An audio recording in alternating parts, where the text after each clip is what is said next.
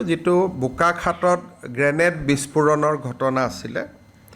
এই ঘটনাৰ লগত জড়িত গোটেই কেইজন ব্যক্তিক আৰক্ষীয়ে গ্ৰেপ্তাৰ কৰিছে আৰু যেটো পৰিকল্পনা আছিলে বোকাখাট গুৱাহাটী গোলাঘাট গুৱাহাটী তেজপুৰ আৰু লখিমপুৰত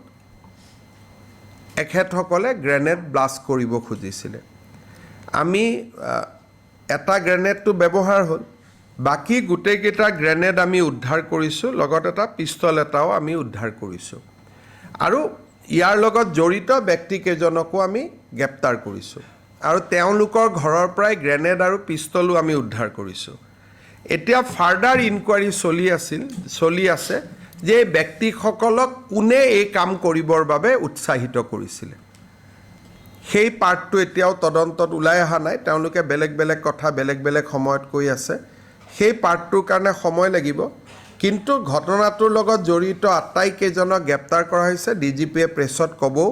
আৰু তিনিটা নতুন গ্ৰেনেড আৰু এটা পিস্তলো উদ্ধাৰ কৰা হৈছে